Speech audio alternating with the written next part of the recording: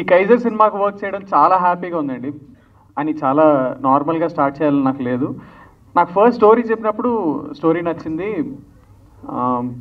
మా డైరెక్టర్ గారు, ప్రొడ్యూసర్ గారు, రోహన్ గారు, దేవ్ గారు వీళ్ళందరూ ఎంత మంచి వాళ్ళంటే రాగానే మీరు మా ప్రాజెక్ట్లోకి యాడ్ అవ్వడం చాలా బెనిఫిట్ అవుతుందండి, చాలా హ్యాపీ ఫీల్ అవుతుందంటే ఓ మనం లేకపోతే ఇప్పుడు ఈ ప్రాజెక్ట్ లేదనమాట అని ఒక ఫీలింగ్ వచ్చింది. కాకపోతే షూట్ ఎండ్ అయ్యే టైంకి ఆ ఫీలింగ్ తీసేశారు, మొత్తం గ్రౌండ్లోకి వచ్చేసేలా చేశారు. ఎలా కూడా చెప్తాను, ఈ సినిమాని నా 5 డేస్లో నా స్కెడ్యూల్ ఫినిష్ చేశారండి. నా స్కెడ్యూల్ చాలా వరకు సినిమాలో ఉంది.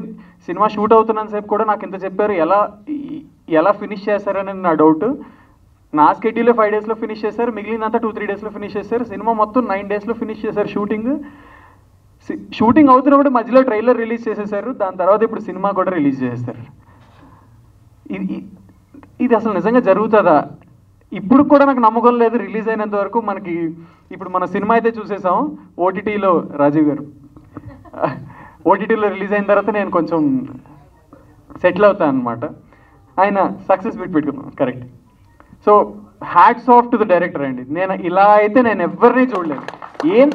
ఇప్పుడు సృజన గారు, వికాస్ గారిని ఇప్పుడు చూస్తుంటే నేను గుర్తుపట్టలేదు యాక్చువల్లీ. నేను రాగానే ఏంటి ఇంత క్లాస్గా నీట్గా ఇలా ఉన్నారు. షూట్ అప్పుడు ఎలా ఉండేవారంటే కాన్స్టెంట్గా ఏదో ఒకటి ఆలోచించుకుంటూ ఫుల్గా షాబీగా ఓకే ఆ షాట్ ఈ షాట్ కొట్టేసుకుంటూ, ఇప్పుడు ఇంత నీట్గా డ్రెస్అప్ అయితే నిజంగా గుర్తుపట్టలేకపోతున్నాను. సో వీళ్ళని షార్ట్స్ వేసుకొని సో ఇంత కష్టపడడం చూసి, ఇంత ఎఫిషియెంట్గా వర్క్ చేయడం చూసి ఓకే సర్లే మనకే కొంచెం ఏదో అడ్వాంటేజ్ అయ్యేలా ఉంది అనుకున్నా, కానీ బయటకు చూపించలేదు. తర్వాత ఒక రోజు రోహన్ గారితో మాట్లాడాను, దేవ్ గారితో మాట్లాడానండి.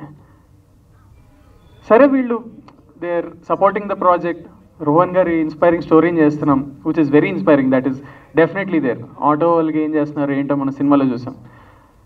దేవ్ గారితో మాట్లాడాను, దేవ్ గారు చెప్పారు దేవ్ గారు ఇక్కడే ఉన్నారు.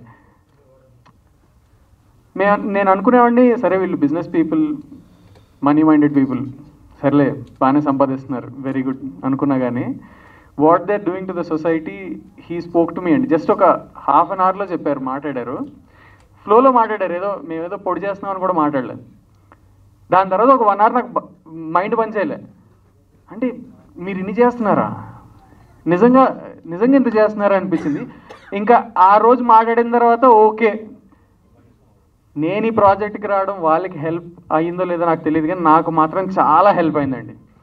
నేను చాలా నేర్చుకున్నాను, చాలా చూశాను. It is a very good experience.